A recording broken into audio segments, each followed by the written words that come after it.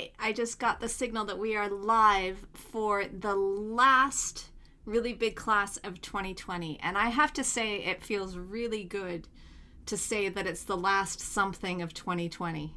It is making me very happy that not that this is the last class, but that 2020 is going to come to an end and that we are going to move forward from this very strange year. Today, we are back to our roots with the violin class, and our guest teacher is Ertan Torgul, and I hope I'm saying that correctly. Did I get that? I got that.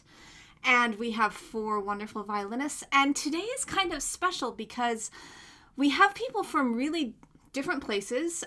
We have Jonathan, who's starting us off. He is from Mexico, but living in Vienna. We have...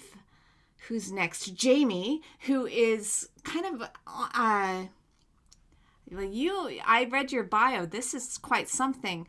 She's a nurse and has 4 children and plays the violin beautifully and has chosen to kind of put herself back out there as a performing violinist. She's in North Carolina. Then we have Charis, a student in Manchester. She studies with me. Has to listen to me every week. And then we're finishing off with a young high school student in Texas. So they're playing from all over the world at different levels of experience. And we have some great repertoire: Bach, Mendelssohn, and Lalo. So Ertan, welcome to the really big class. Thank you so much for being here. My pleasure, Cecily. I'm just going to give a quick little intro to how you've come to be part of this enterprise, which is you, Ertan, are now a colleague of my former colleague, Jennifer Klutzel from the Cypress Quartet. And after, sitting in a room with me for 20 years, I can be pretty sure that, Jennifer has very good taste in violinists. So I'm kidding, but I'm not kidding, because she has great taste in colleagues. And she has only said the most incredible things about you. And then I got to listen to a bunch of your playing, and we're in for a treat. So Ertan has done everything from leading an orchestra for quite a while. I think you were concertmaster in San Antonio. Is that correct? Yeah. Formed, or at least been a major part of at least 2 chamber ensembles, and now you're teaching at 2 universities, one in California, University of Santa Barbara, California at Santa Barbara, and also in Texas. So every aspect of music making, violin playing, and we're just in for a great treat. So we have a lot of music to cover. We're going to get straight to sharing these videos. Jonathan is up first. He's given us the Bach Chaconne. So there's no better way to start off a class than with the first minor section of the Bach Chaconne. So here we go.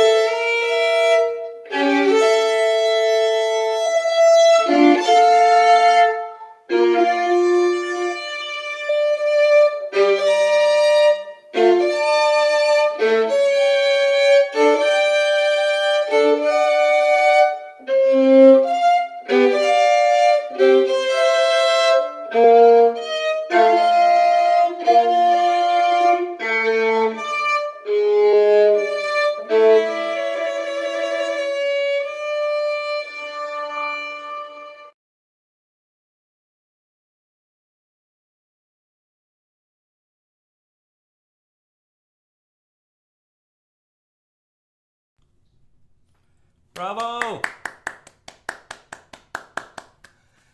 Great. I see lots of clapping hands from everybody else. Fantastic. Beautiful, Jonathan. Really great playing. You play the violin so beautifully, and you have such a beautiful sound, even on Zoom, which is really hard to do, right? It's absolutely beautiful. I think most of my comments is going to be maybe about a little bit about pacing. And a little bit about what are you hearing when you play this piece? And obviously it's monumental, and we work on this piece all our lives as violinists. I was just reading preparing for this, I was reading a little bit about Arnold Steinhardt. If you know the first violins of the Gorner Quartet, he's been playing it since he was 14. And he just recently recorded it again. You know how it is, with this piece. So what do you know about the Chaconne? I know you probably hate when teachers do this, ask you historical facts and things. But what do you know about the Chaconne? What sort of structure is it? What does it mean? Where does it come from? Well, as far as I remember, it has three parts: the minor, major, minor. I can't well remember how many variations do they have from the theme. The theme is always this harmony that goes these 8 bars, I think, and it has present this D minor chromatic scale descendant. So it's a sign of what's the word for this? Like Dia de los Muertos, this remembrance from dead people. And I think he wrote it when when his first woman passed away. I don't remember quite well. Also, I know that Chaconne, it must be in a tempo more vividly, like more rapid tempo. But then I don't like to play it like that fast and that leggero, like in this Baroque thing, because I think it loses the deep part of this philosophical music that is written in there. Also, I know that he used really well. How can I say it? He prepared every variations to go to the top and to go back. So he measures well how much and how many new elements will be brought to the music. So Right. it's really perfect balance. Right.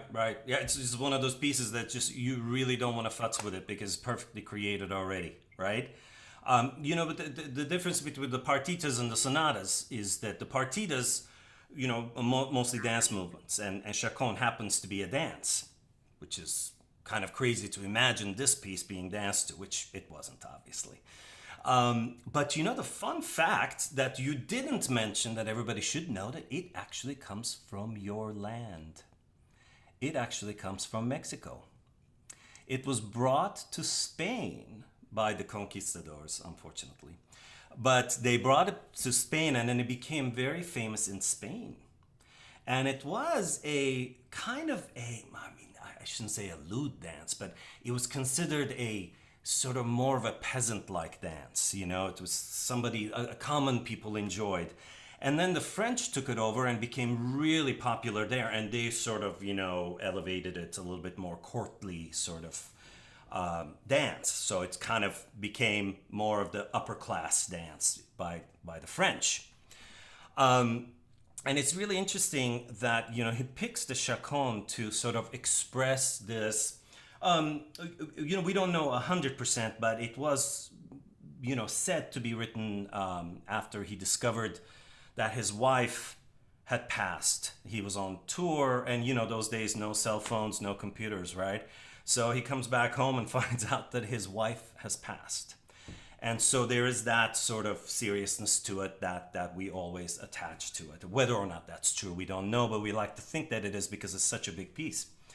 So it comes from your land, which is fantastic, right? I mean, it's really Chaconne's a Mexican dance. How cool is that? Now, you are absolutely right. I don't think that it needs to be necessarily played very fast to be danced to. But one of the things that's very important about the Chaconne, just like the sarabande, the second beats are the most important beats, right? And as you can look at the music, not everybody has the option to, but it actually starts on the second beat. There's no first beat, right? I mean, he doesn't even have a rest. It's like second beat on, that's where we go. So what I was feeling just a little bit in your playing is that I couldn't quite tell if you were emphasizing the second beats, at least in the theme, as much as you could have. Your bowing is perfect for it. You know, like sometimes in the sort of mid 20th century, the bowing changed to sort of doing this as it comes kind of thing. You know, you have this.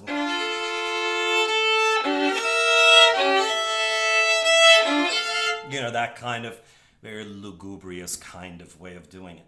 And of course, that bowing doesn't allow itself to kind of have the second beat a little bit more emphasized. So would you be able to play a little bit? Can you play the first 8 bars basically? And show us the second beats a little bit more. So of course you're going to go to the first beats of the bars a little bit, but make sure the second is actually a little bit more emphasized.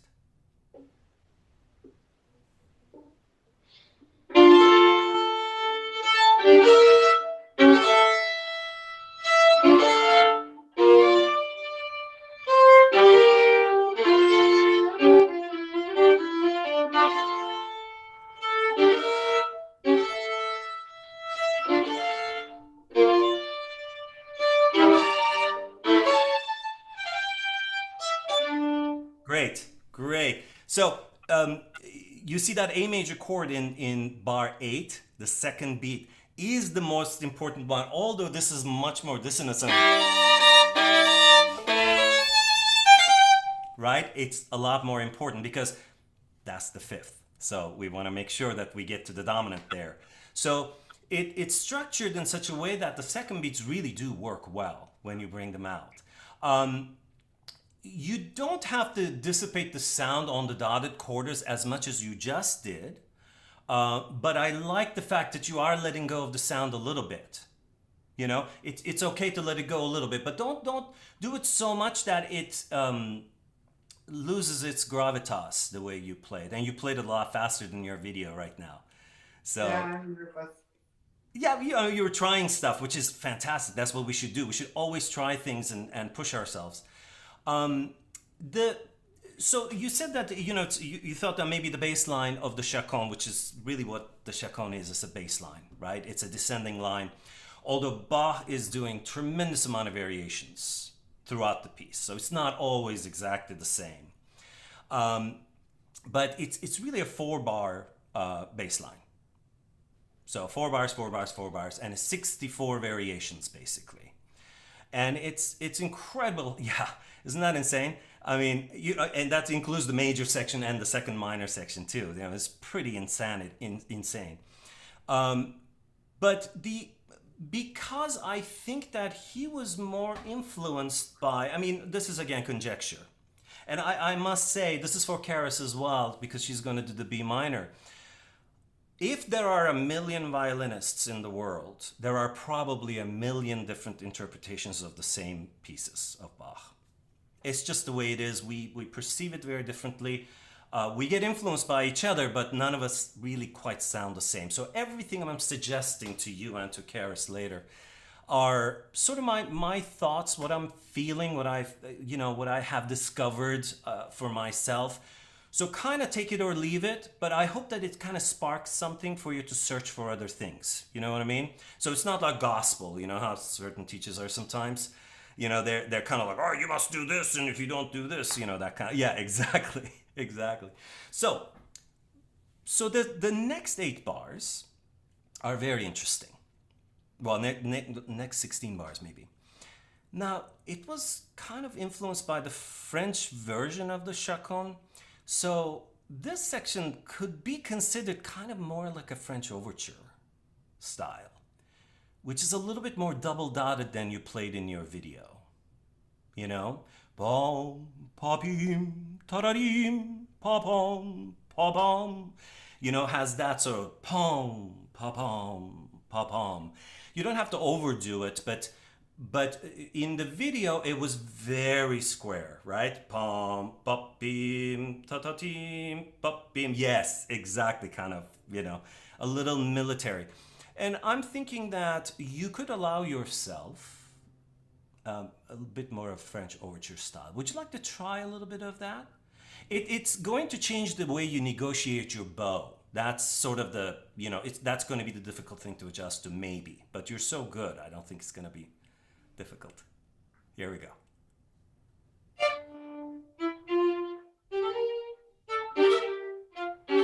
Okay, so this is what I'm thinking, Jonathan. Jonathan, this is sort of what I'm thinking, like some.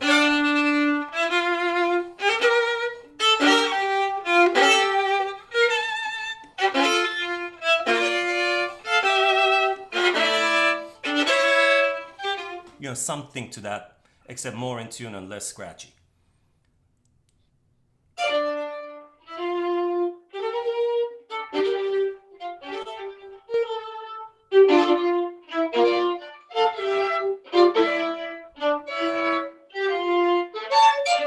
Yes, that's basically, yes, exactly, like you're shaking your head, like, oh, kind of, comme ci, comme ça, right?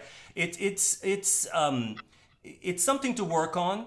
Now, if you were to watch Baroque players, and this is, again, this is advice for both you and Charis, and I will repeat myself so that I have something to say to Charis too. But, we are in the 21st century and we play on modern instruments. I don't have a Baroque bow. Some people use a Baroque bow and modern instruments. Some people have both, whatever. I think that it is safe to say that we are not going to necessarily sound like period performance practice people.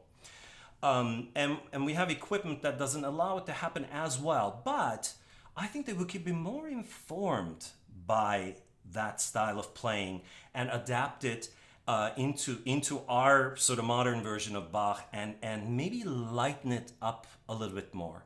Be informed by the Baroque performance practice a little bit more. So when you look at this French overture style playing, you will see the Baroque players always doing a retake, right? It's a little bit harder for us because our bows are a little clunkier when we do that. It sounds a little broken up, maybe.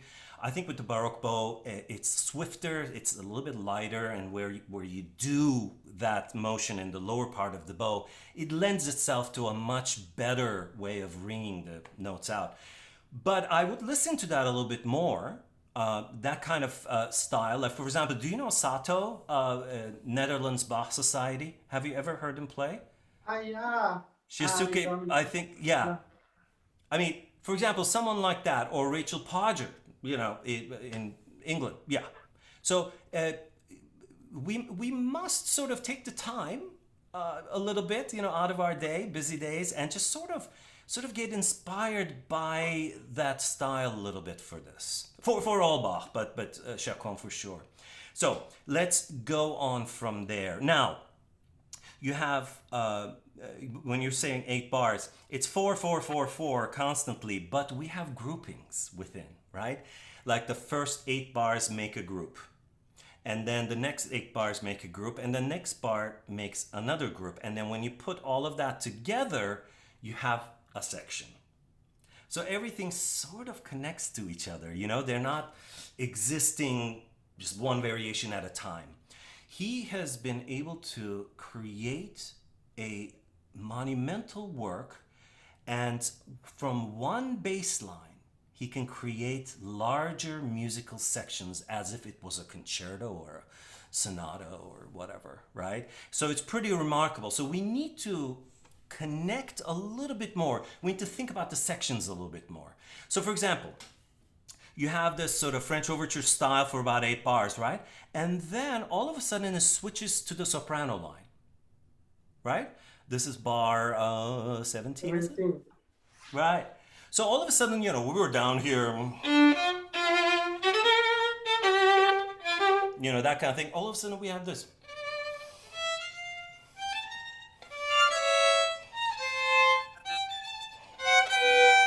And then all of a sudden the bass line becomes chromatic right here instead of whole steps, which is another interest.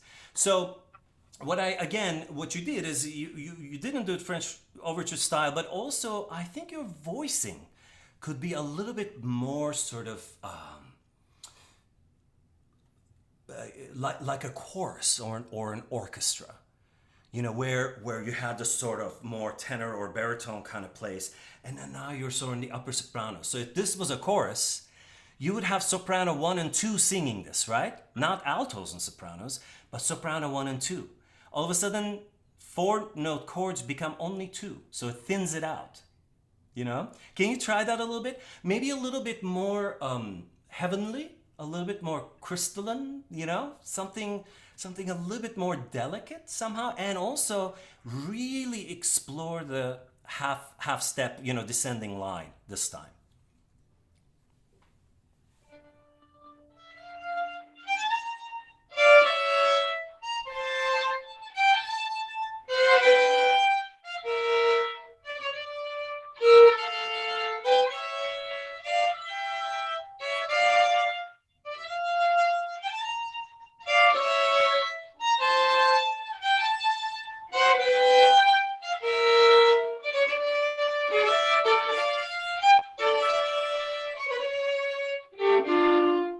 Jonathan, that's already so much better. I mean, better for me. Again, maybe not better for everybody, but you're really sort of now tapping into a little bit more details because you're so good and everything's there. Notes are there, everything's there. I think now you need to look a little bit deeper and sort of extract more information that's actually there. It just might be slightly hidden. And if you played the section, I'm not going to make you do it again, but if you played it again, and if you leaned on the second beats, on the section a little bit more, you will hear the structure even better. So I encourage you to really, really explore that so much. Now, that second beat emphasis stuff goes away a little bit in the D major section, although it comes back from different variations to different variations, but look for it throughout the piece as much as you possibly can. All right? Good. So, next section. This is very interesting because what he does here is that he actually starts rhythmically modulating, starting really on 33, when you have this.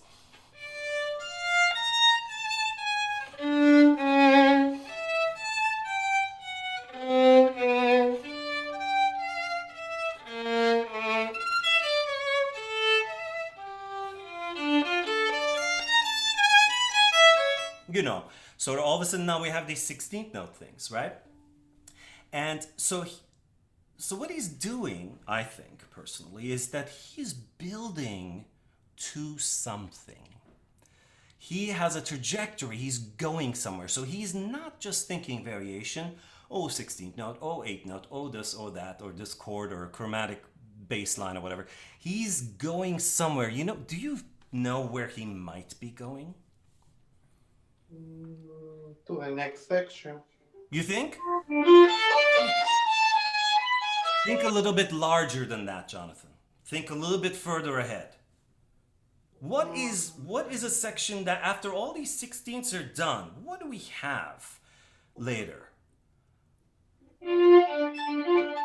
Oh, of course, but before we get to that, there's a lot more, right? So you skipped a whole bunch of bars.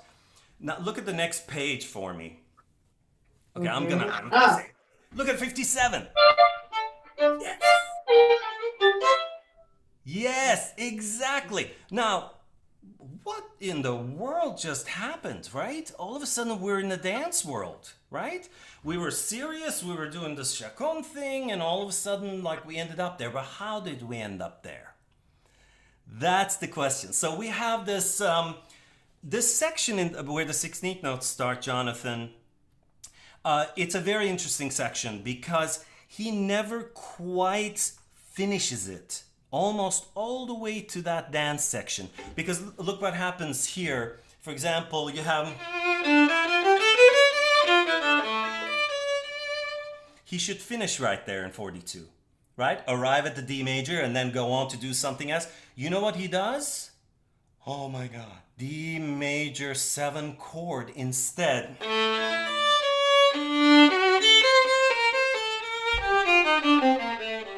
All of of a sudden you see what he's doing? He's sort of like hinting at finishing that bass line, and he says, no, no, no, no, no. I'm just going to twist it, and I'm going to take you somewhere else.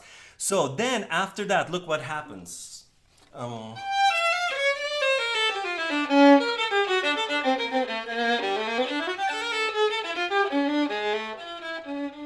Finally he arrives. So all of those variations are connected completely. And he never finishes it the way we expect him to finish it. So you have to create, basically what I'm trying to say is that you have to create a much longer line that leads to this point. So once you arrive at that D minor again, now he starts building and building and building.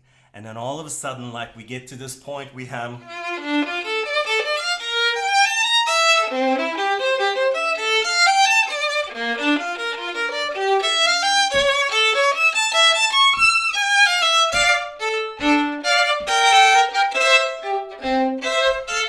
It's jubilant. It's in the minor, but it's jubilant. It's happy. It's dancing. You know, so something has to lead to that, because by itself it can't exist just separately.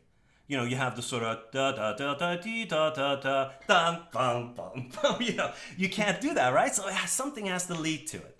So this whole large section here is incredibly constructed. It never quite ends. It never, I mean, all the way to 49, it doesn't quite end. And so I want you to kind of, when you play it, I want you to kind of feel that angst a little bit, you know? And then from 49 on, build to 57. Can you try a little bit of this? I talk too much.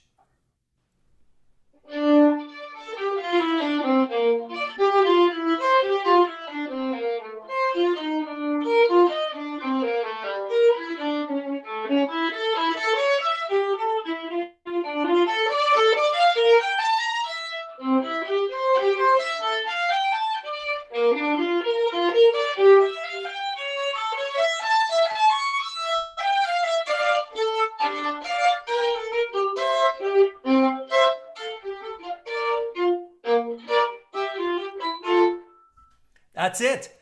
That's really it. You see the amount of energy that you're giving when you're playing this? Compared to your video, it's like, you know, where's Jonathan? What happened to Jonathan? Where is he? You know? So here you are, right? This is incredibly important that, that you push the limits of it a little bit. Of course, you know, when I was demonstrating, it sounded like tremendously romantic, right? I usually try not to do that too much, but I was trying to overdo it for you, just to kind of give you the idea. And also in Bach, both Charis and you will hear this. He loved rhythm, but he didn't always like write different rhythms to have variations. Sometimes he did the bowings differently, and that creates that beautiful texture within the same 16th notes, right? So you have this, and then all of a sudden, what? All of a sudden 2 slurs, and then this is 3, and then all of a sudden,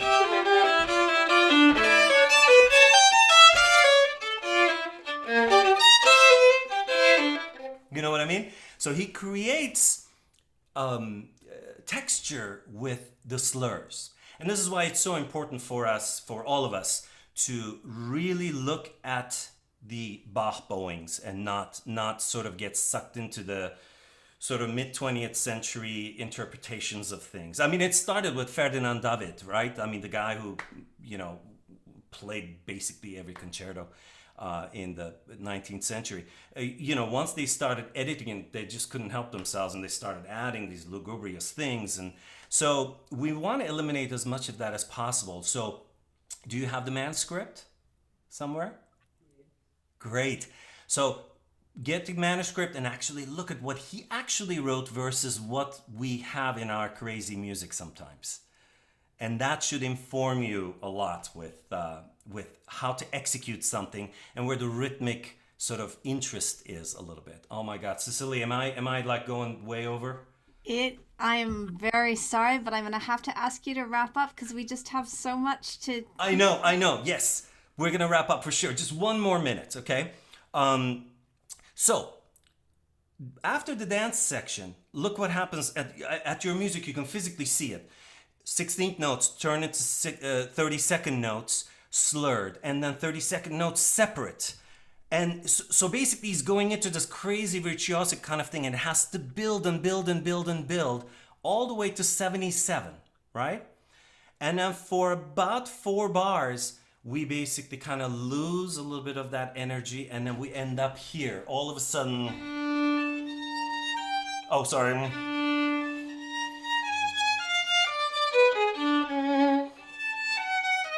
You know what I mean? Except not the wrong notes.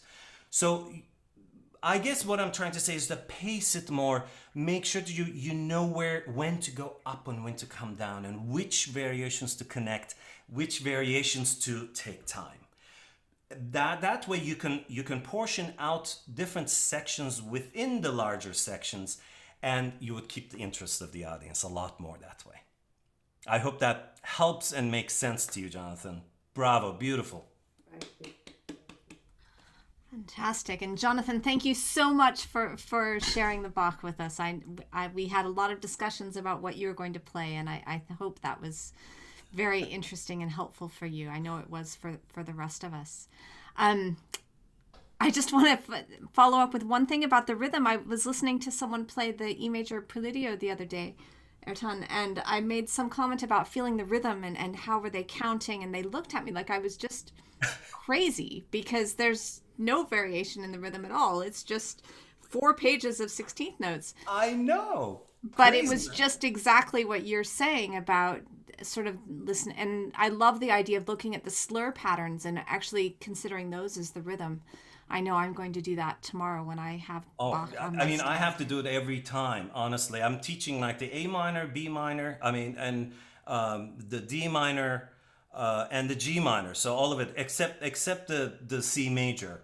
Right now, everybody's playing something. So I'm like, oh my God, I have to like relearn these things. This is crazy. So every time I'm doing it, I'm like finding something else. It's incredible. I mean, I've been playing, like you, Cecilia, I've been playing it for so many years, but like I feel like I've never really played it that well or something. You know what I mean? Like more you look, the more you find. It's pretty crazy.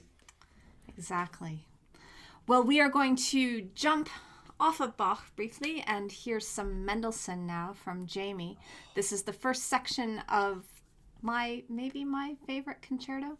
Mine too. Yay! And not enough people play it. I think people are scared of it. But this is the first one in Mendelssohn Concerto. So we'll listen to Jaimi.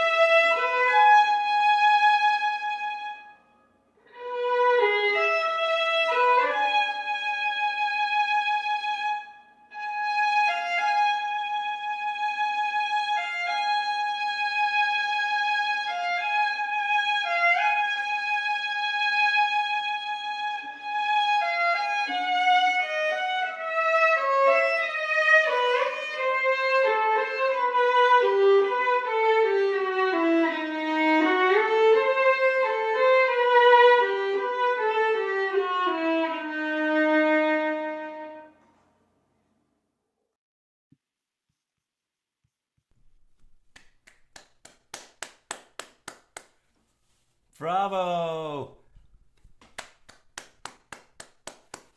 Great job, Jaimi. Oh, there you are. I couldn't see you there for a second. Beautiful, great. Hey, listen, I don't know how you do it, honestly. I mean, it's insane. I can barely do one thing correctly, which is barely play the violin. And you're a nurse and four kids and playing the violin so well like that. That's really fantastic. Thank you for participating. Really appreciate hearing you. Jaimi, you have such a beautiful sound. You have such solid sort of way of playing. I think that allows you to have a really gorgeous sound. I think the thing that maybe you could explore a little bit more is maybe a little bit more in here. You know, I got the sense when I was listening to that recording. I got it yesterday, and I was kind of listening to it, and I was trying to figure out what you were doing or what you were not doing. You know, depends on the perspective, of course. Um, I felt that you were so interested in playing it correctly and in time and with good sound, getting the intonation and all that kind of stuff, that you might have forgotten that it is actually really beautiful. You know what I mean? It's beautiful in its own way. In its purest form, it's really beautiful. But I think that you can think about the phrasing just a little bit more in this piece. It really does have this very different character. You know, they always talk about this four German concertos, right? That everybody loves, and you know, it's like there's the Beethoven and the Brahms and Bruch and this one. You know, listen, I love the Brahms. You know, I mean Bruch, take it or leave it for me, but you know, like Brahms is incredible. Beethoven, of course, monumental. But can I dare say that this might actually be my favorite? And I have a history with this because when I was young, my uncle's the reason I started playing violin, and I started at age 12. So I started pretty late, you know. And that was just the system back in Turkey at the time. You know, you graduated elementary school and you went to the conservatory. That's what you did. And but every time I visited his house, he would put on Yehudi Menuhin's recording of this, I think with Karajan in Berlin. Correct me if I'm wrong, Cecily, but I think it's like from 1954 or something like that. And every time he put that on, Waterworks. I mean, just that first timpani thing, boom, boom, boom, boom, boom. And we have this, all of a sudden, it's like the quintessential violin concerto. And I think that you can enjoy it a little bit more if you were to kind of think about what the direction of the phrasing is a little bit more. So I would love to just talk about the beginning just a little bit. And then I want you to just sort of see if you can feel it also, while you're playing. So one of the things about this concerto is that there are strong points and then there are releases, right? So you sort of strive for this place and then you pull back. So,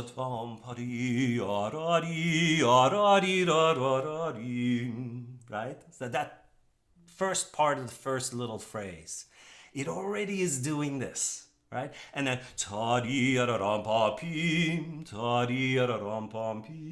it's not really doing it twice. It's actually kind of pulling back. And then it leads, so, you know what I mean? So can you sort of see if you can kind of feel that while you're playing it for me?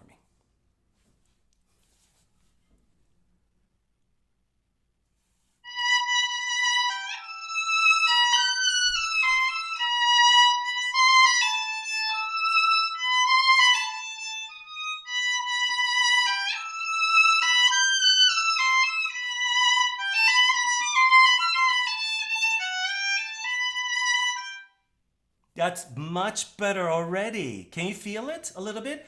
I think you can also come down more in the phrases. Like you can let go more. You're coming up beautifully, but you're resisting the letting go part of it. Because I think that we always associate with like getting slightly quieter or letting go of the phrasing or something with like a losing contact with the bow or getting piano or something like that. It really isn't about that so much. It's about just shaping your voicing, basically. And the bow for us is really like the breath or diaphragm control for a singer, right? And music is really being made with the bow. So really that feeling, I haven't played this thing in a long time, but so I'll try, but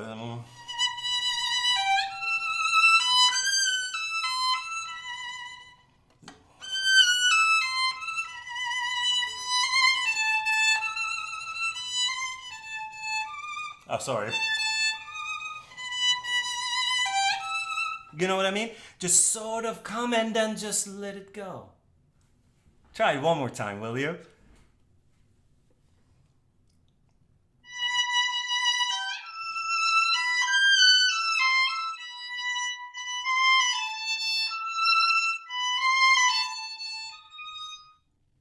Oh my God, that's like a totally different thing. See, now you're worrying about, oh, where am I in the bow? Oh no, right at the end. You're in the perfect spot of the bow. You're in that sort of that upper middle half kind of thing. Now you're going to be able to do pom pom pom again from the perfect spot on your bow. So you've negotiated the perfect execution. And you made it not only much more interesting and beautiful, but you also sort of like showed us what the phrasing is like.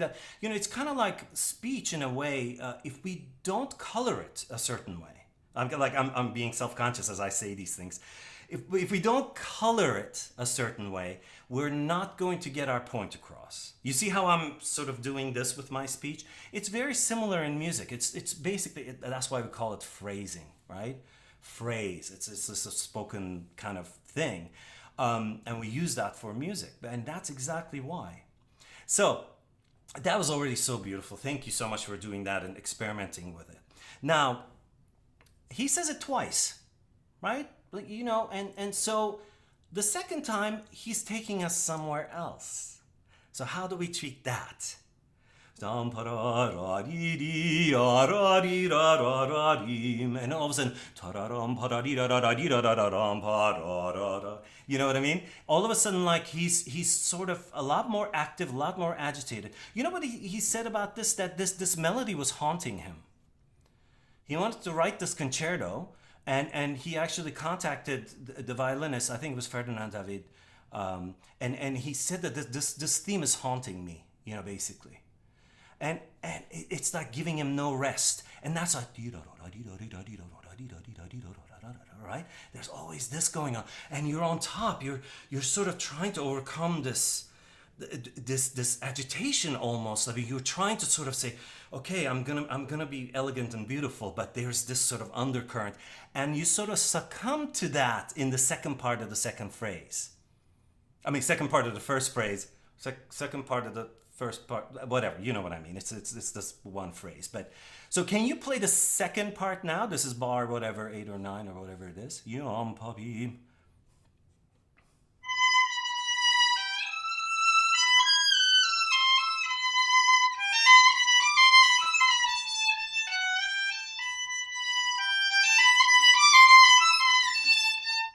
Now crescendo starts. Don't worry, see, you're so worried about notes. You're so worried about the notes. Right now, can we do this and not care about the notes? I mean, I'm sure all the wonderful people who are watching this are going to forgive you. It's that because we're experimenting and you're doing something new, don't get stuck on I skidded on this note or this didn't sound as clean or whatever. Let's just forget about that. I think if we don't push our boundaries, both musically or technically or whatever, we're never going to find out what we're capable of, right? So I want you to just really go for this phrasing and really don't get stuck on, oh, this was out of tune or that was that, okay? I really don't care. I seriously don't care. So I love that. So da di da da da dim and ta da ram pa pa pa da da di da da da ram pam, right? So there's this and then all of a sudden the orchestra joins you here. He orchestrated and said ya da di da di yum. All of a sudden it's sort of you're back to this. No, I must not succumb to this feeling of I'm not gonna let this go. And then ta da da da dee dum and ta da dum ba ba ba da da dee da da dum tam. And then you're trying not to, but it says crescendo ta da dum pom pi ya ta da dum pom pi. All of a sudden you explode yum pom pom. So you understand what's going on with this? It's like you're trying to control yourself for about 16 bars or whatever, and then all of a sudden you just can't. That's it. When the orchestra goes bum bum bum, and you're just going crazy. So let's do that one more time, shall we? From the second. Well, wherever you want, but you can do it from beginning or the second one, whichever one you want. I think beginning would be better because now you're going to have a much larger section to work with.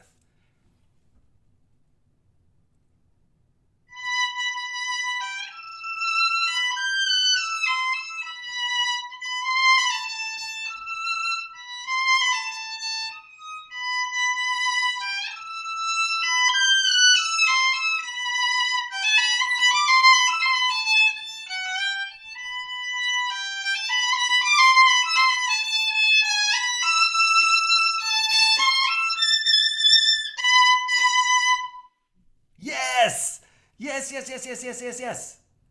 It sounds like a world of difference. I mean, it's just like a different piece all of a sudden. And because, and the reason we're doing this is because you can play it. You can play the notes. They're there. But now that you're varying the way you're using your bow speed, where you're doing certain things, letting go of the sound and things like that, now the shape is coming through. So you don't really ever have to worry about not being able to play this piece. It's about how do I make it absolutely the most irresistible piece in the world, right? I mean, it's so now just a little technical thing at A, right? Now, I actually have the orchestral score manuscript of this. And those accents don't exist. We always, because all my life I've been also sort of, we're told to kind of bring those things out a little bit. Of course, I did it incredibly grotesquely just to kind of detest that idea. It's always been hard, right? Now, in the orchestral score, it doesn't exist. Now, that might have been put on you know, the performance parts, maybe, like for the violinists, you know, when they were working on it, possibly. I think the idea there mostly is that we don't want to dissipate the sound, that go all the way through it, and somehow we ended up with these crazy accents. I don't mind that you try to do them. That would be totally fine. Like, you know, probably some violinists listening to this are going like, oh, what is he talking about? It exists, you know. Well, it exists on my part too, but I have an international, okay? So, you know, seriously, how many times has that been edited? Like Zino Francescatti, one of my favorite violinists, by the way, but, you know, highly edited. Again, mid-20th century thing. What I would try not to do, though, to sit on it and elongate that note and then make the rest of the triplets faster. So the idea is to make sure that they're all triplets, yeah? So that it doesn't say, that's what happens usually when we play. And so try to avoid that a little bit. You can do the slightly under if you want, from A, and can you kind of like, fine, bring out the accents, but don't sit on them too much.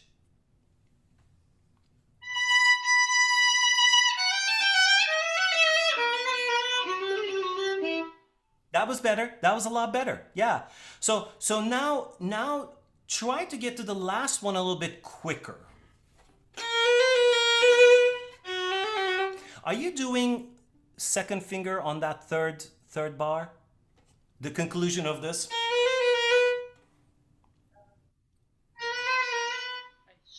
So and then what are you doing after that? 2? Okay. Can you try this? So sorry, can you see it? 2, and then shift.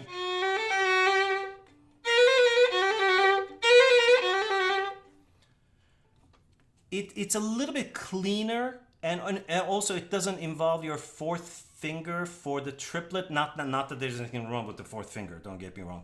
But it's a little bit stronger to do 1, 2, 3 rather than 2, 3, 4 right there. Just try it. That's, you know, just a suggestion, really.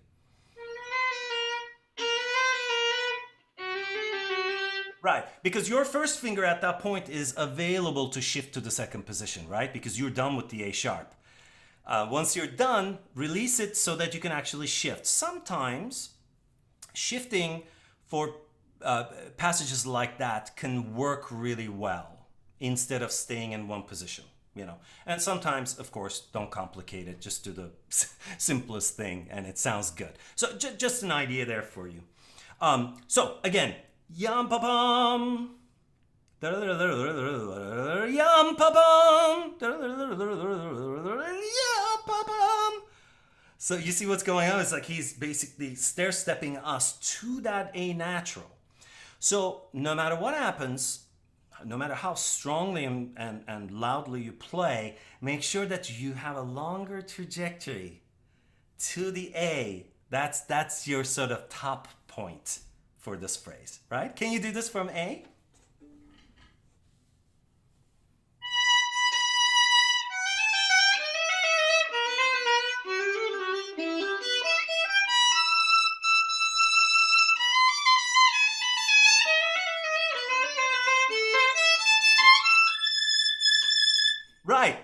Right. You can even exaggerate it more, the loudness of it. So basically what it ends up being, if you have a lot of sound, yes, start A big, get bigger.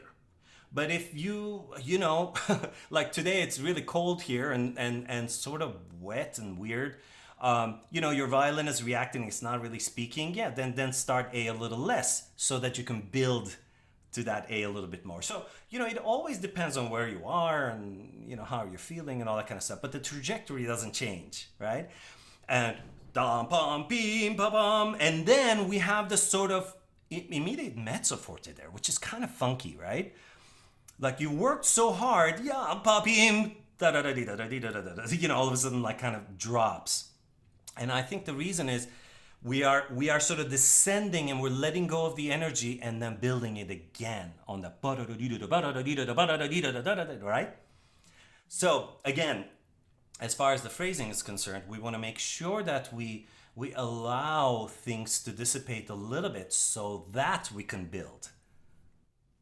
Not artificially, obviously, but oh, Cicely came back on again. She has that little hook, you know. But listen, Jaimi, I knew that we were going to be stuck on the first page because this piece basically kind of all about the first page.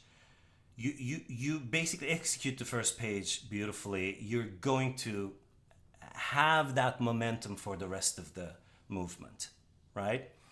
So please, please, please do yourself a favor. Stop worrying about the notes. You have a beautiful sound and you know the notes. So now it's time to let go and just do as much with it as you possibly can.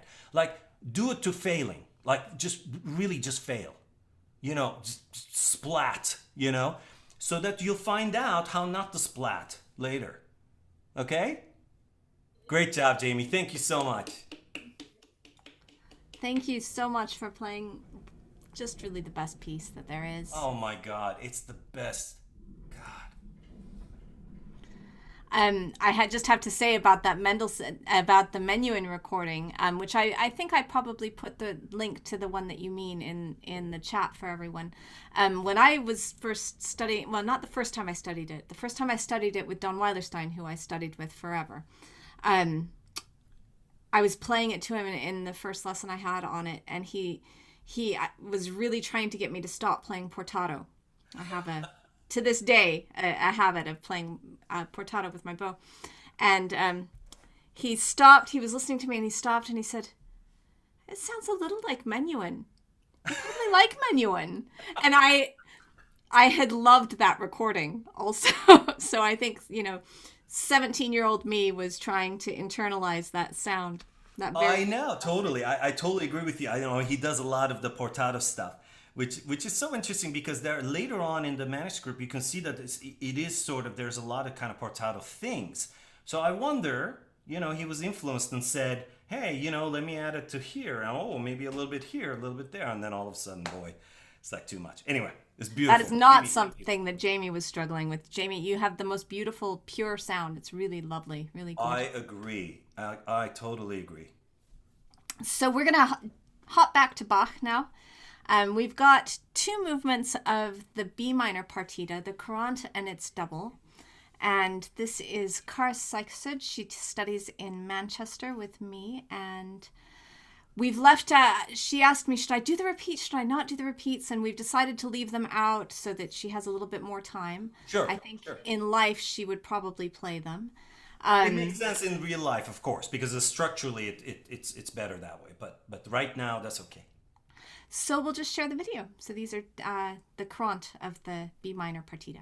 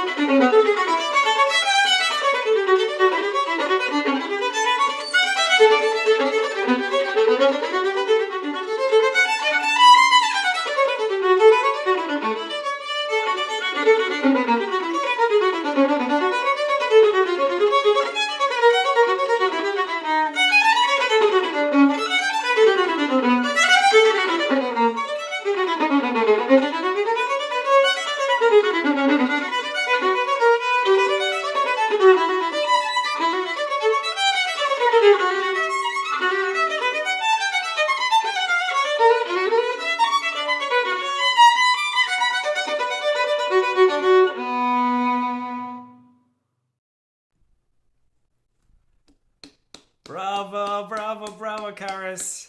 Am I saying it right, Charis? Yes, yes, you are. Good, good. I was gonna say Charis, like, you know, Texas. Charis. Charis. I like it. Charis, listen, you sound absolutely beautiful. Thank you. Sounds gorgeous. That double is spectacular in so many ways. I really can't say enough. And the Corrente too, of course, is really beautiful. I have a couple of questions for you. All right. So, what do you think might be the structure of the Corrente? A little bit. Do you sort of have an idea what you're going for? You're doing something, and I can feel it. I'm not entirely sure you're doing it absolutely correctly, but it's very close. So tell me. Okay. It's not significant, but the first part is slightly shorter than the second. And it's sort of, I think I'm sort of working towards the middle of the second section. And then back away again towards the end. Right. You're talking about the general. I was kind of thinking, well, okay, mine's general too, but it's a smaller bit. Basically, so what I'm thinking is, how are you thinking the beat structure? Okay.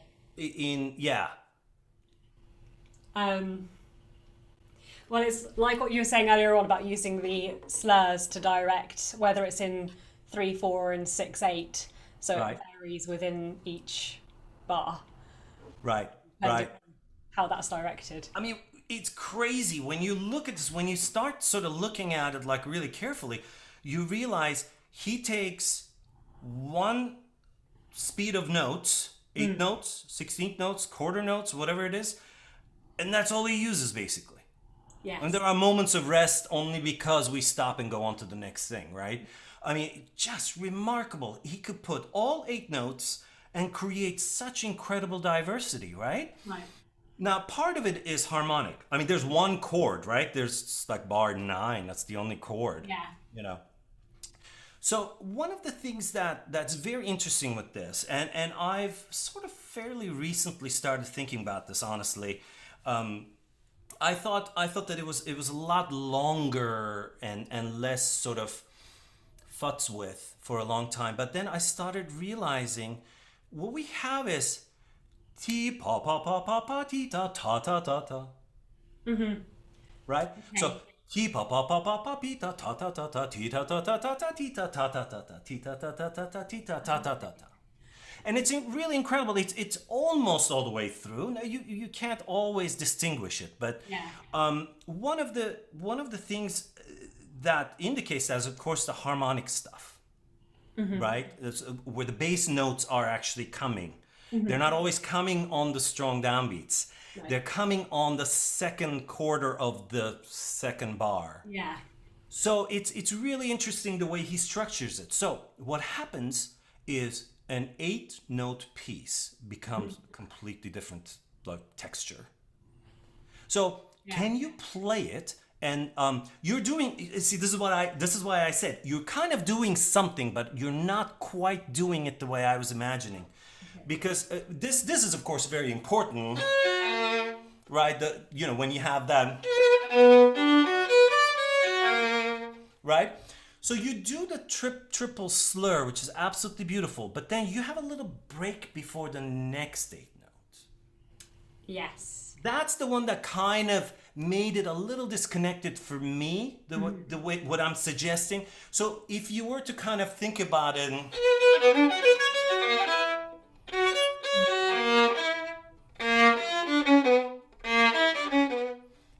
rather than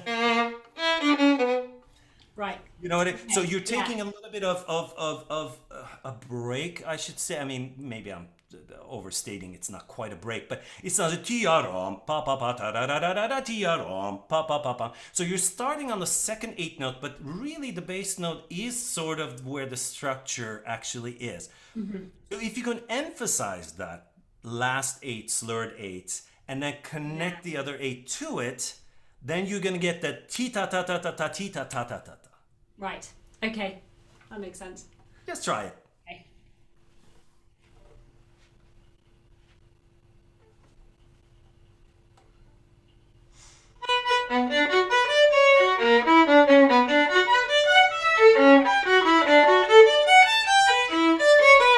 You see that little glitch you're putting there? Yeah.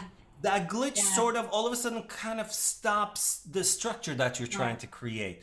Yeah. I'm not saying just be boring and play everything right on time or whatever, but I think that tiarom, tiara da ta ta, tiara da ta ta. So it's the emphasis on the bass note is what sort of gives us that sort of offset structure. So it's not everything's on the first beat. Yeah.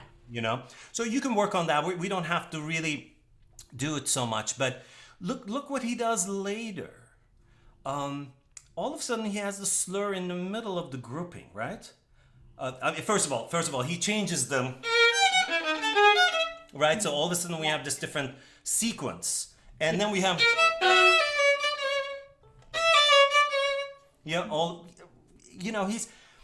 he's remarkable with his slurs. The way he constructed it, that creates that texture that he wants, so that a boring etude la thing can turn into a masterpiece. Right. So I would love it if you explore that just a tiny bit more. You're already there, you're already doing it, but just tiny bit more so that you can enjoy. And also the other one is, 10, 12, and 14. Look at the difference between them, right?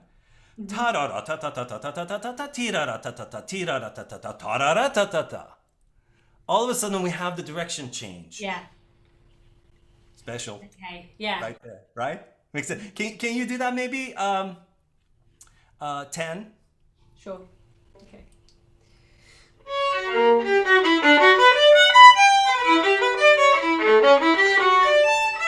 Yeah. Just go exuberant. And also you have to realize that's the turning point where he ends up in D major. Yeah. Right?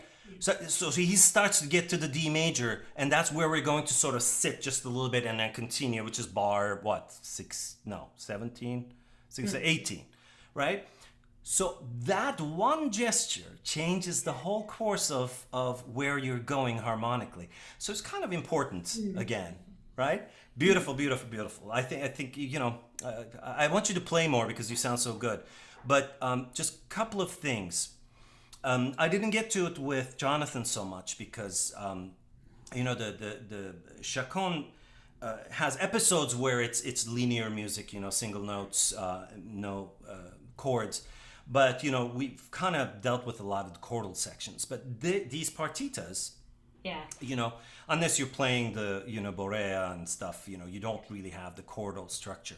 But what I've always felt, and we don't always talk about it very much, is I feel like if I'm looking at the score and I kind of do this a little bit, that I would see an orchestral score underneath.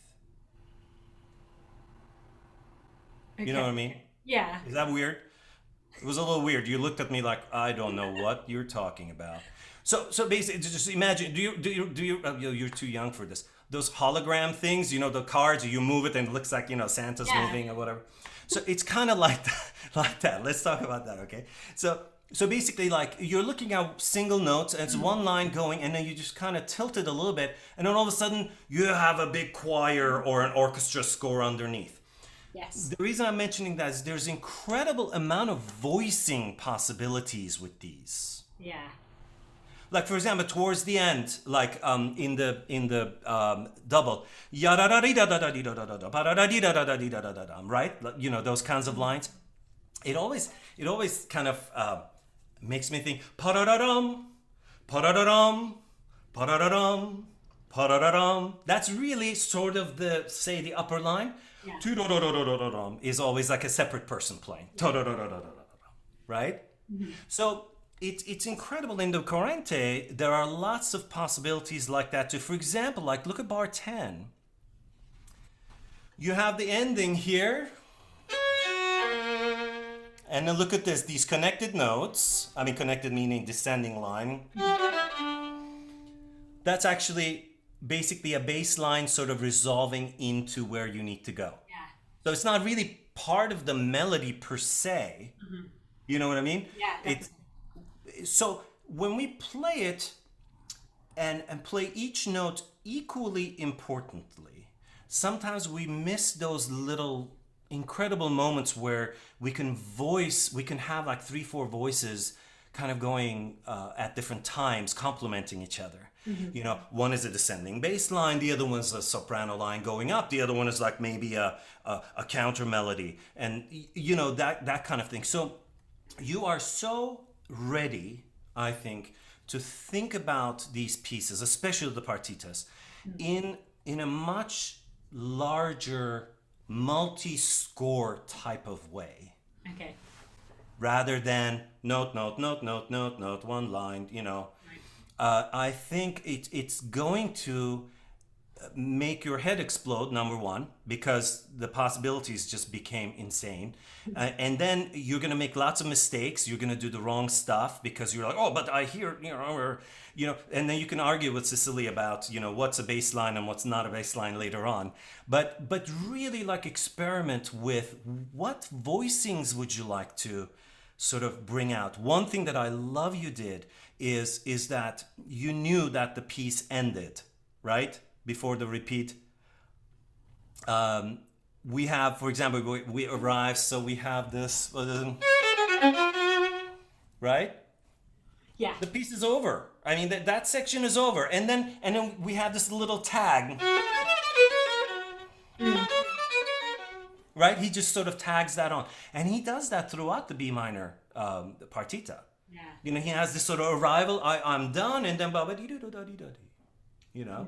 and you have that in the double the same way. And one of the things, of course, is that the doubles are using the same template of the movement before, right? Not exactly, pretty close, But the cool thing about it is that he's actually using it like a variation also. Yeah. I told one of my students is like kind of like if one of them is a little bit slower dance, you're kind of dancing, and then this one's kind of more up tempo, you're kind of dancing. It's a little bit like that, but the variation aspect of it, I think, is the most important part, where he's finding different solutions for the harmonic structure. Yes. Right?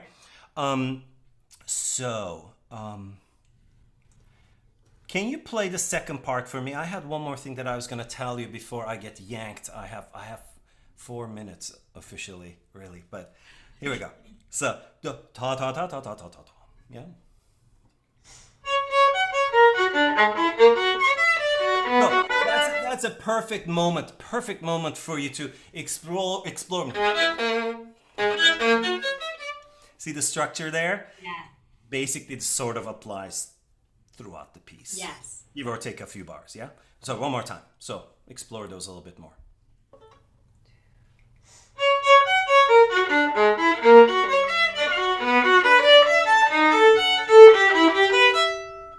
Oh, sorry, I was singing. I'm so sorry, I didn't mean to interrupt you. I was singing with you, and then I always forget in Zoom, I'm always like behind you, so, you know, you're probably going like, what is he talking about? But I was basically trying to mark da da da da da da da pa pa ta ta ta ta ti da da ta ta ta ti ta pa da da ta ti ta ta ta ta ta ti ta pa da da ta. See, this time he's actually slurring them correctly and giving emphasis to that second quarter.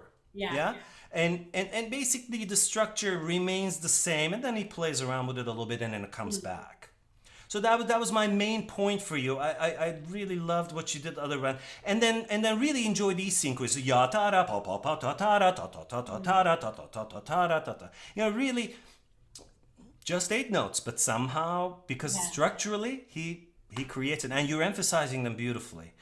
One thing that I noticed that I was going to mention, and you didn't do it as much when you were demonstrating, so maybe it's a moot point. Okay. You started the stroke really short in your video. Okay. And then you got to a place where it felt a little bit more natural. Sure. Okay.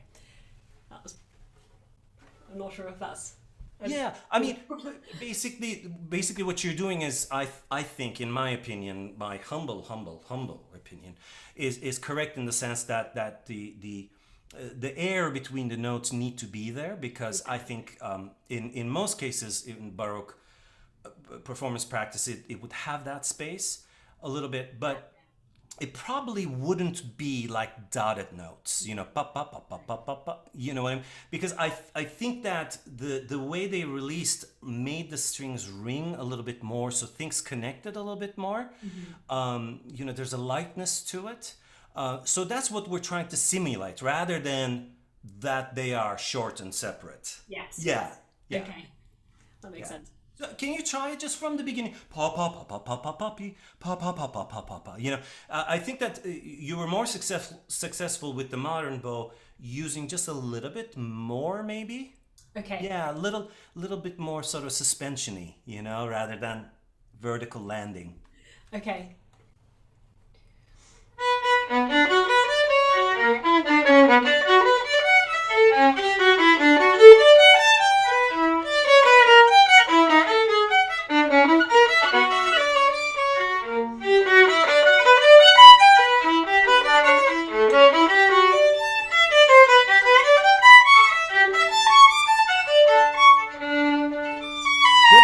Good, excellent. Yeah, don't take time getting into the D. Really take time after you reach the D a little bit. Okay. So ya pa pa pa pa pa pom. You know, because you know, in Bach it's always it's an arrival and a departure. Yes, you know, the same note. So it's always very confusing what to do with it. You know, it's like, how should I end it? If I end it, then it's not really a beginning, or vice versa, or whatever. So you have to try ya pa pa pa pa pa pom, ta da da da da da da, and then you just go on. You know. Okay. It makes much more sense, I think, the way that's structured. Now let's go to the double. You're playing really the, you know, heck out of this. You know, it's really beautiful. It's you know, B minor is hard. You know, it's a hard key for us. You know, there's a lot of weird open hand positions. You know, and you're negotiating it absolutely beautifully. I love it. One thing that you could maybe think about, just give yourself another interest. Again, there's one 8 note and one dotted 8 note, and then another dotted 8 note at the end, right? And then the rest of it is just all 16ths. Right. So okay, that's already crazy. You know, what is this, Paganini? You know, but what I want you to think about is that make the scale passages think them in one. Arpeggio passages, think of them in three. Okay. So then you have something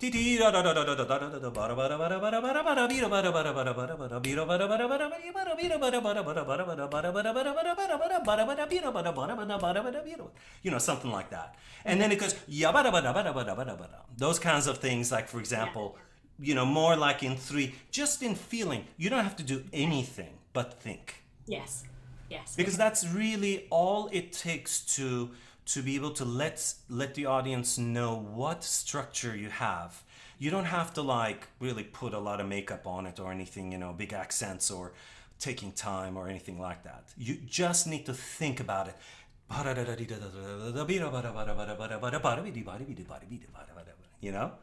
kind of thing. Okay. Yeah. All right, and that will just give that incredible interest to a fully on 16th note movement. I think it's going to be so fantastic. You have to send me a recording when you do all of these things, okay? Yeah. I'd love to hear it. Thank you. Beautiful, great job. Cecily's on, so that means I'm off. Thank Yay! you. Okay, bye. Thank you, Charis. Thank you so much, and thank you for simplifying something that I probably took like an hour to say last week. I love the scales in one, arpeggios in three. That's, I think, a rule to live by right there. Yeah, I know. It works. Simple. Bravo. All right, we have one more performer today, afternoon, for you guys, for you all, y'all in Texas. Y'all, yeah. We've got River, who's going to play some of Lalo Symphonie Espagnole. And this is, I'm like 99% sure this is the first time Symphonie Espagnole has been played in the really big class. Oh, wow. So I was very excited when his teacher suggested that he could play some of this for us. So I think this is great. We're going to go straight to the video and go from there. Thanks.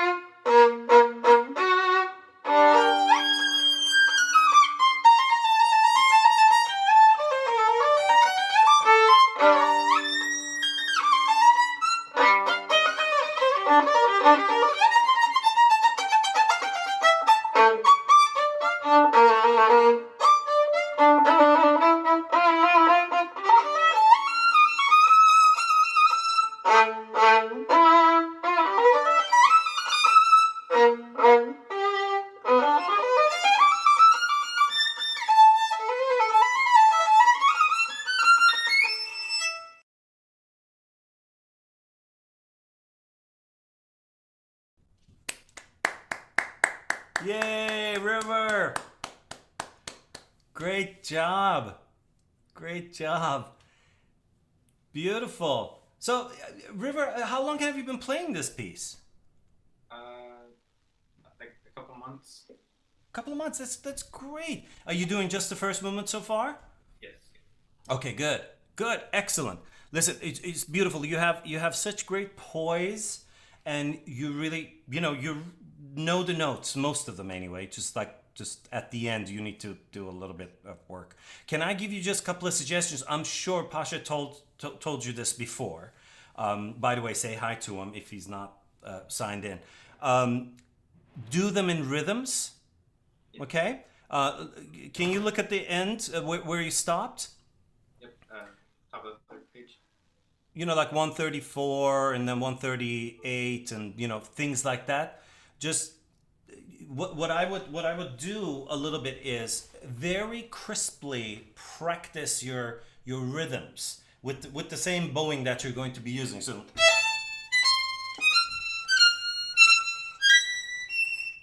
you know what I mean? Now, because they're separate, it sounds like more of a bowing exercise than it is a fingering exercise. But what's really important for you to be very, very crisp with the rhythm, so that you're teaching your fingers how to be fast and how to be slow at the same time, and in different versions. You know this practice, right? Yes. Okay, good. And you know the reverse, T yada da da da da, that one. So make sure you do a little bit more in your passage work. I think that you're going to benefit tremendously from that.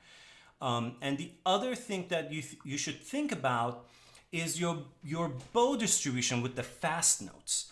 When the fast sections come, until you're absolutely comfortable, don't try to use a lot of bow for the 16th notes. I'm not saying be stuck or anything like that, but make sure that you sort of understand where those 16th notes are functioning best on your bow before you speed up the passage. Does that make sense? And what happens with a lot of notes and a fast, light bow, the articulations actually disappear a little bit. When you listen to like really amazing players do this piece, you hear like right? Like even though they're slurred, like their left hand is articulated so well, and then you're just kind of saying to yourself, are they like hammering their fingers down? What is going on here, right? And then you're looking at it and it looks like they're not doing anything.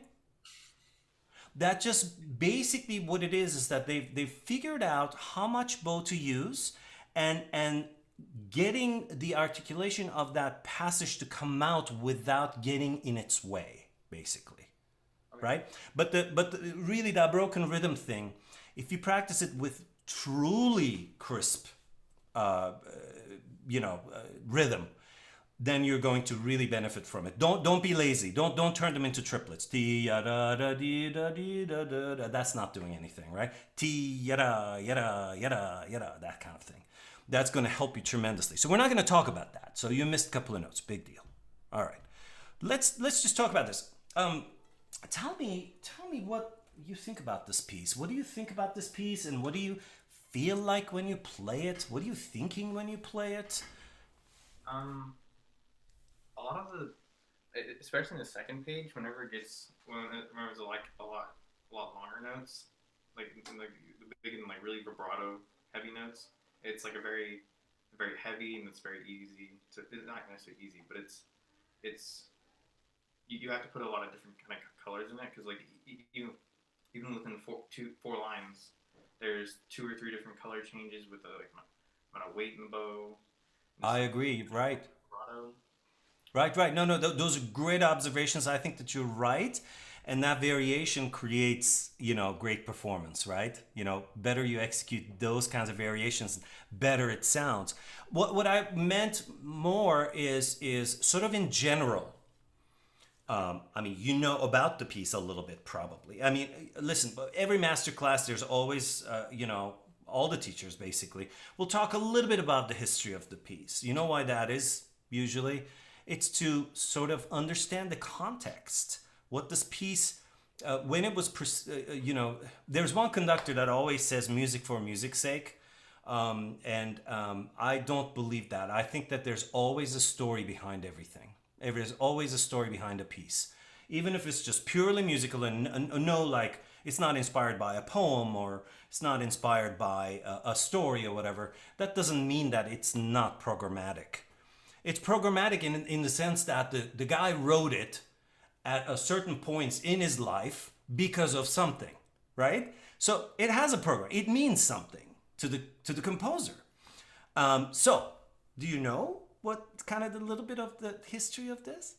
I think I heard one time that Lalo's a French composer and he lived in France most of his life, but he went to Spain and kind of like experienced Spanish music, and this is kind of like iterating certain Spanish aspects, like where it's more like kind of sensual in some places. Right. Absolutely. Right. French, French people, of course, everybody's wonderful as far as that goes. But, French people, they're very passionate, but they're also sort of proper too, a little bit, right? Like they're, most of the time. I'm really generalizing. That sounds horrible. But Spanish, for the French, Spanish meant exotic. It meant like no boundaries kind of thing, with the flamenco, where, French probably haven't even seen a female dancer sweat before, that kind of thing. And then you have these flamenco dancers, their hair is flying all over the place and they're stomping their feet, and there's the strong, the food is strong, there's a lot of garlic in there, and there's a lot of heat, and there's, all sorts of things. So Spain was exotic. And, Lalo was kind of a, I hate to say it, but kind of a nobody for a long time, like in the French music scene. He was a violinist and he was good and, all that kind of stuff. He was writing some pieces, but just didn't quite, people didn't grasp really his, talent until in his basically 40s, he met Sarasate. Pablo Sarasate because he also has a bunch of pieces that we play. Spanish virtuoso, and Lalo was almost single-handedly responsible for this revival of sort of this Spanish exotic type of music in France, and then everybody kind of followed, Debussy, Ravel, and they all sort of this is so exotic, I must write it too. But Lalo was the one that sort of befriended this violinist, because they were both violinists. You can kind of see they were probably hanging out and geeking out on what strings they used and stuff. So you know how that goes. So he was inspired by this virtuoso violinist to write the Spanish themed piece. Called it a symphony, and no one really, it's really like a concerto, but so it's passionate, so that's what I'm sort of getting at. When I heard your video, I was sort of struck by how impassionately you're playing it, because you're trying to be so accurate, and I understand, we of course we want to get the notes, you don't want to miss the notes, but can you try now the beginning? And can you channel Lalo and Sarasate hanging out, and Lalo basically asking Sarasate, so if I was to write this, how would you play it? And then Sarasate says, well, I would do down, down, down, all of a sudden, really? Okay, so can we sort of channel that a little bit?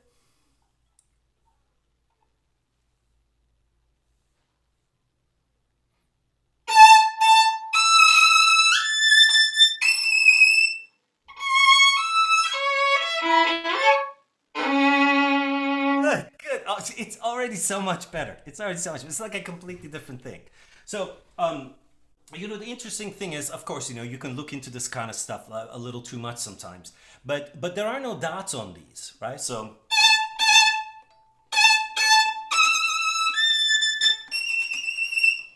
really sort of give us the big release at the end of it, right? And also this. See how the violin rings after I release it? That's sort of what you want, so that your down, down connects basically, so that it doesn't sound. Yeah, I'm exaggerating, of course. That's not what you sound like. You sound much better than that. But can you have the trajectory of releasing the sound towards the audience, boom, like this. And that trajectory, when you release your bow, is basically you feel that your bow hair is going to pull the sound out of the string and throw it at the audience. Let's see what happens.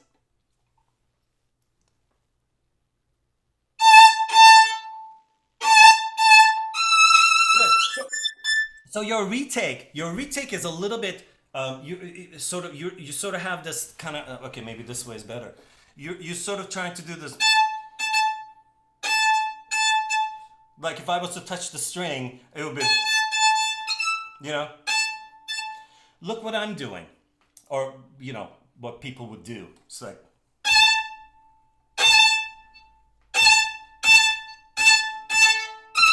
You know what I mean? So there's a circular motion that not only helps your next entrance, it has nice little p consonant that happens, not a k. Because when you have k, that means that you actually went too vertical, right? You need a little bit more horizontal with it. But also the sound, the string rings and it pushes the sound out that way. If you try to kind of get back on the same trajectory, like down, up, down, then you're really squelching that possibility. Does that make sense? Mm-hmm.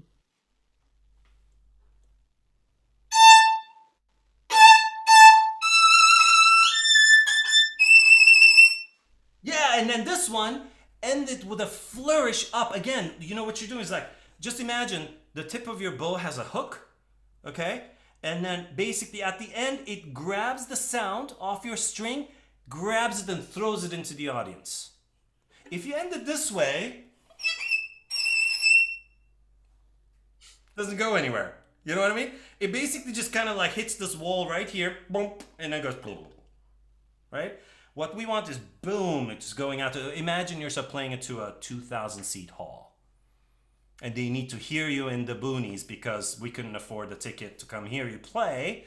So we ended up with the $10 tickets up in the nosebleeds, right? But we still want to hear you. I paid $10. Okay?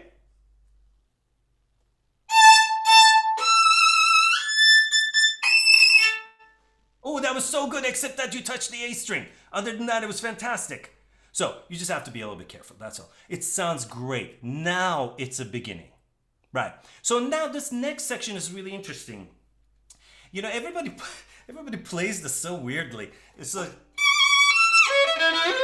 you know, sort of like glossing over the notes a little bit in the middle. Like we're more interested in this sort of the first couple of notes and then the last note. What about the notes in between? Da dee dee ya dee da da ram. Right? That's what we have. So there's a quarter note C sharp there that you're not focusing your sound on enough, so we're not hearing it. And it's kind of guys, da dee dee da da ram bum, you know, it's kind of that thing. So can you play through it a little bit? And you see that glissé that's written there?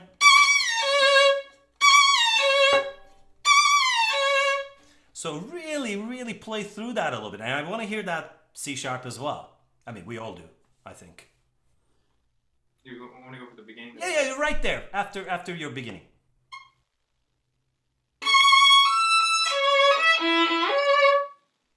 So can you do a little bit more?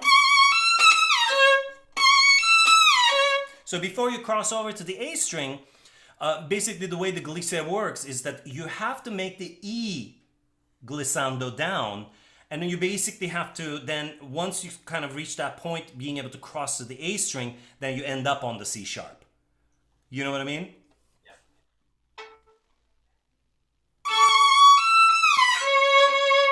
Right, that was a slightly grotesque version of it, right? So now can you make it connect more to the C sharp?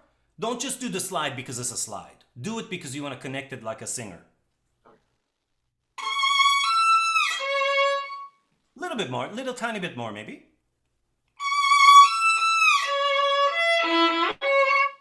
Yes, yes, yes, yes, yes, yes. That's so much better. Now you got to work out the rubato in there, whatever you want to do. You're not bound by anything. No one's playing, all of that. But that C sharp is important. And then this C sharp up top.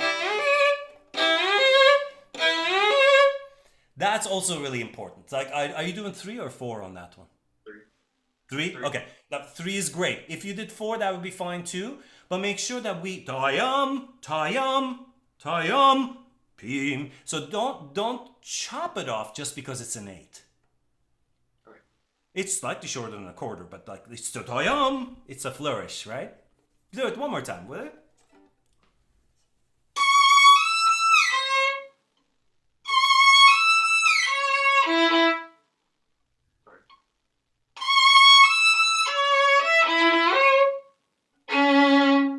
That's it. That's it. That's much better. Much better. So now let's play this from the fermata C sharp, shall we? Now I want you to look at I don't know what edition you have, but most of them are similar, I think. Do you have like a little bit of a crescendo on the D sharp and E natural before you slide into the A? Yes. Good. Explore that a little bit more. I mean, he went through that. Who knows? Maybe Sarasate decided he was going to add these things, and then Lalo decided, oh, that's a good idea. Let's write it in, But doesn't really matter. Whoever came up with it, it's a good idea. So let's do that a little bit more. Yours sounded, in your video, it sounded a little, it was loud and strong, but it was kind of the same, So when you get to the C sharp,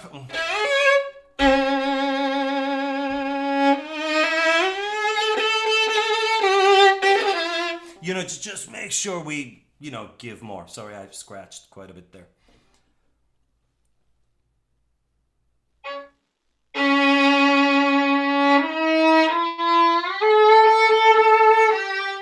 Good. So I want you to just note something. The rhythm in that bar is pi-ta-da-dim, right? Sorry, was that too loud? My clapping? Okay, good. So it's tom fermata and then 3-ta-da-di-ta-ta-ti, right? So don't make it ti-ta-ta-ti, that. Not so much. It's still, and you have to realize these big triplets are tremendously important in this music because of the Spanish flair. Pa pa pa pom pom, pee pa pa pom pom, pee pa pa. The whole movement is basically based on that, right? So that's why it starts right there. Good? One more time.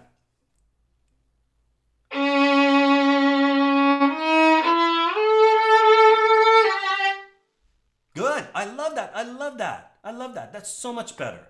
Now, this next, sorry, we're just going bar by bar. I'm sorry about that. I didn't really mean to do that, but I'm just trying to give you as much information in 5 minutes as I possibly can. This yada-da-dum, obviously it's very Spanish, right? I mean, you can't get more Spanish than yada-da-dum. This is my personal opinion. My violinist friends are going to probably message me later saying that, what are you talking about? I like that more stylized personally, yada-da-dum, ta-da-da-dum, rather than ta-da-da-dim.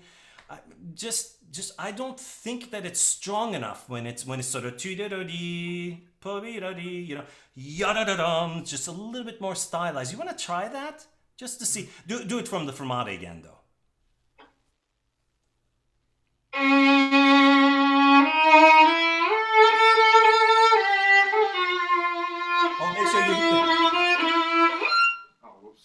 Oh, that's okay. Make sure you hit that ta-da-da-dum. So the main note, that G, has to sound first. Ta-da-da-dum. So you can go back and forth. It sounds like ya-da-dum right now. We didn't hear the G at all. Okay. So basically.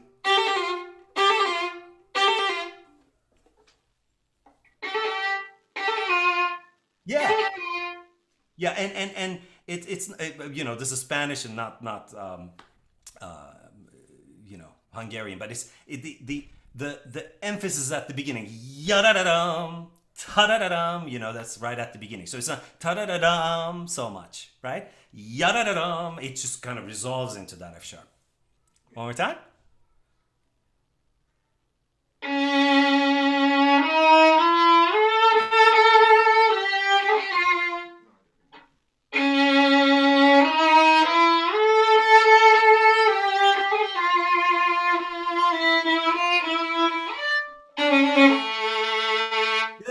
Good. It's getting there. You just need to negotiate that just a little bit more. It's a little bit faster, so it's you're getting caught a little bit. So you'll figure that out. Now this D natural here.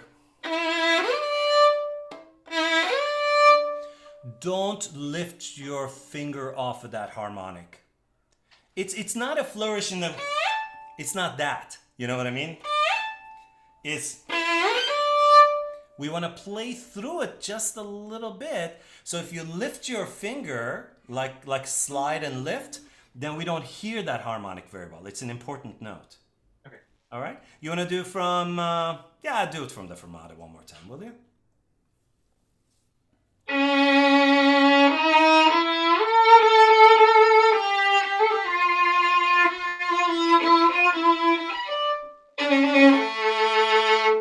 You're almost dynamically pulling away from that harmonic. Just really go to it. You know? Just really go to it. Do it right there, that bar 11.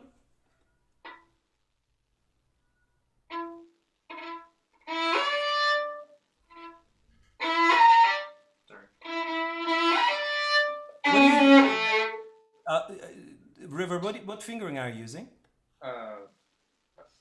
One on the E and two for the D or the harmonic. Okay, may I suggest something? Because you should basically be, your E natural should be on the second finger by then. Because when we have this, and then this should be 3. You know what I mean?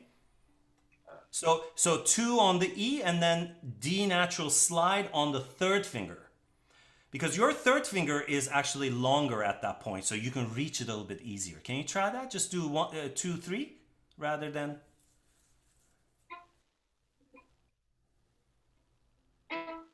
Yeah. Are you on the second finger on the E natural? I can't tell. Yes. Okay, you look like you're playing first finger, that's why. Yes! See how much easier that is? Yeah. Anyway, consider it. And Pasha will say, don't listen to him. Or he'll say, yeah, that's a good idea, whatever, right? But I think, whenever you have slides like that into harmonics, it's a little bit better to use the slightly longer finger, just because ergonomically our hand is shaped a certain way when we're playing. That would work. Now, I liked your scales following, so you don't have to do those. But in bar 40, River, I find in this piece these dots a little. I have consternation about it. Dee da da da da. It just seems like I think the dots are there so that we remember to do them separately and not like legato. But I don't think they really mean, this is again my personal opinion, I don't think they mean dee da da da da, like a real sort of staccato kind of sound. Can you tee pa pa pom, pim pa pa pom, just play it that way. One more time. Yeah, you can make it slightly more distinct than that, but I think that's the idea, so that it's off the string, but it's not necessarily like, because it sounds right now more like you're trying to do a martellet or something, So da da da da. I wouldn't really go for that so much. Okay, so then let's do this next phrase. Yam param tararim, okay?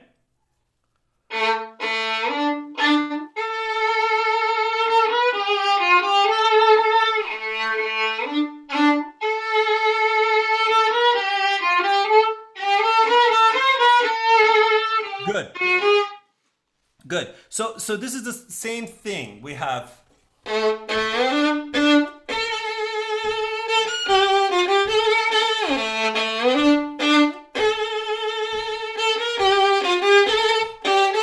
so that quarter note right there in 47, don't play it like a dotted quarter.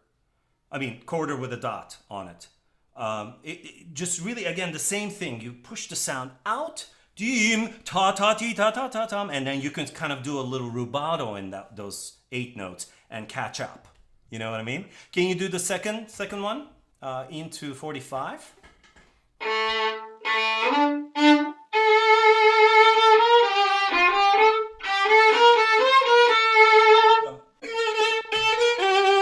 Sorry, this so it's not like too short. You know what I mean?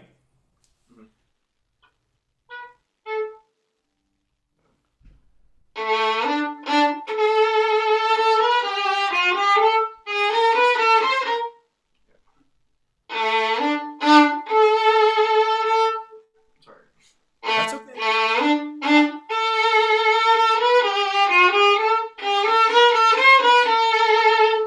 Good. I would just put you don't have to do it again, but I would just put a little dash underneath, just to remind yourself to not chop that off too much. That's downbeat of 47, okay?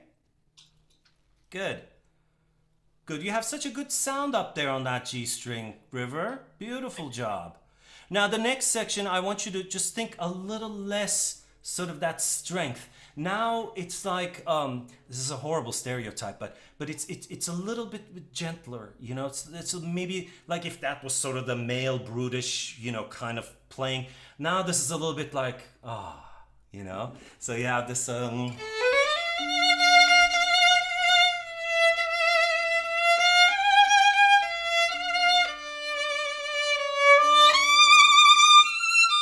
you know, something that's much more melodic and connected and tender, and you know, rather than sort of kind of continuing on that, yeah, I'm a brute, I'm just gonna, you know, knock this out, you know, that kind of thing. All right, I know I'm getting pulled away here. Cecilia is cutting me off, but River, listen, great job. Say hi to your teacher for me, okay? And great job. Practice, practice, practice, practice, practice. Yes. Okay, good. Oh, here we are at the end of another really big class. Thank you, River. Thank you for, you were a last minute addition to our class, and I'm so glad that it worked out for you to play. And please do send greetings from all of us to Pasha, because he was one of our very first guests on the really big class. Oh, that's great. Fantastic. Yeah. So, thank you, Ertan. Thank you for all of your insight and for your beautiful playing. I could listen to that sound all day. Oh, really you're so gorgeous sweet. sound. You're sweet. It's true. And I also have to thank you for the image of Sarasate and Lalo sitting in a corner cafe discussing silly things like, oh yeah, I'd do those all down bow. Yeah, you know, I mean, must have happened at some point. It must have. I mean, you have as well sat with composers discussing how their music should be played, and that's how decisions get made. It's like, oh yeah, I could do that, and then you get the part and you have to do it. Does anyone have any questions before we wrap up? We have a few people in the Zoom call. If anyone wants to pop their video on and say hello, goodbye, or ask a question, please do. Love it. Jonathan sends his apologies. He had to sign out. Oh, early. That's all right. It looks like we might not. You don't have any questions, seriously, Jaimi? No, just kidding. Maybe all right, I think everybody's either eating dinner or taking care of kids or just basically saying, can this year be over now? Well, I think this was a great way to close out the class. I have a little bit of business to go. Okay, River has a question. I'm sorry. So I noticed that you don't play with the shoulder rest, and I don't either. Do you have any hints or information, anything that like? Oh God, yeah. It's really funny because I actually didn't start without a shoulder rest like a bunch of kids do, you know. What inspired me was Zuckerman. Zuckerman was playing in San Antonio, and he came in, and I was playing a strat at the time, and you know, he and I were just kind of doing this Del Gesso strat thing, and you know, he says, "Why do you have this thing?" You know, like he's kind of slightly strong-willed, you know, and he was saying, "Well, what is this?" You know, he's just like taking it off and trying, and you know, And he has a thing underneath here. That was his teacher Galamian's doorstop. Apparently, it's kind of like a bag full of rocks or something, or pebbles or something. I don't know what it is. It's something in there. It's like sand or something. That cornhole game? It's something like that. And it puts it on his jacket, and then he's supported completely, and it's just gets around. And so anyway, three people from the orchestra got really inspired by it, and we started trying doing it without, and it took a while for me, because I kind of have a semi-longish neck, and it wasn't always very comfortable. And then I found this, these sponges, I think they sell them now. Sorry, it looks really dirty. It's old. These are makeup sponges that I made with rubber cement. Okay. Oh, thank you. So basically, it looks really dirty now because I need to. So this rubber cement, it's like Elmer's rubber cement. Okay, I'm sure they have something similar in UK. Basically, you can like hang pictures and stuff with this stuff, and then you just peel it off, and it's just there's nothing there. And it's amazing that it does not damage the violin at all. It doesn't even touch it because we have that clear coat on top, and it doesn't even like feel like it does anything. You see that shine? So there's nothing really that you can tell. This is from something else. It's not really me. And I started using that, and it really saved me because it gives me just a little bit of support right here, and also it doesn't slide as much because the texture of it is kind of a little grippy, slightly rubbery, and that actually really helps me. And I can keep my violin sort of in the right place. And the other thing is to make sure you remember once you do this, make sure to relax your shoulder, because you're of course going to bring your shoulder up a little bit. That's just unavoidable. You're going to bring it up a little bit, but when your hand can handle it, make sure that you have moments of relaxation so that you're not constantly engaged with your shoulder, because that constancy creates the problems, going forward. If you can relax and move it, it's just basically as if, you're grabbing something from a shelf or something. I mean, your shoulders are moving all day long, so they're not going to get damaged that way. I don't know if that's helpful, but that's what I do. And then you can find a perfect spot for it because you can move it around and it stays there, People do it with rubber bands and stuff, but the rubber bands always, they move around, and then the rubber band breaks, and then you don't have another one, then you have no idea what to do. That happened to me once in a concert. A rubber band broke. I had no idea how to put the thing. So I put it under my jacket, but my jacket was slippery, so then everything was it's a nightmare. We all have those kinds of nightmares, but so I hope that helps, River. Well, I'm a little lucky because I have like a really big collarbone, so I really it just rests here and doesn't go to the Fantastic. That's great. I was wondering if you had like any, because there's been people that talk about like whenever you shift, you should lift and like rest the instrument right here on your arm. Yeah, I've never done that, but that's just, that doesn't mean it's not legit, I never had to do that. I don't think about the violin that way so much, but yes, there is a sort of lifting thing that people do. Do you need to do it? Do you feel like you need to do it when you're up here? Well, and it's just kind of like a different like thought, because whenever you get like higher up, or if you're ever in like a position, like you can always tilt more and like rest the violin and actually relax your hand up here a lot more. Right. Instead of letting it hang here, you can actually balance it a different way. Right. Yeah, it's just so that you're not taking all the weight with your hands, so that your agility isn't affected. I mean, I don't do the lift thing, but I do really come around when I'm on the G string without doing any physical activity with my upper back or anything. Yeah. I don't know. I mean, if that looks sort of, I mean, I can kind of go up, and I don't feel like I have to like do this to make that happen somehow. I don't know why. Whether that's right or wrong, who knows? But the most important thing is that you have balance, River. No matter how you do it, just feel that you have this balance, that you're not taxing your left hand with the task of holding your violin up so much. You know, a little bit here and there. Cool. I hope that helped. I don't know. Anybody else? I have a question about, so if you're trying to connect with the emotional phrasing side of music, how do you balance that with practicing the technical aspects without messing up technical things? That's a really great question. It's well, you know, all the teachers that you've ever heard, you know, advocate slow practice, you know, don't vibrato for a while, and then you know, do this and do that, and all of that is really valid. So you sort of learn the notes. But I think the important thing is to never really losing sight of the music in the first place. You know what I mean?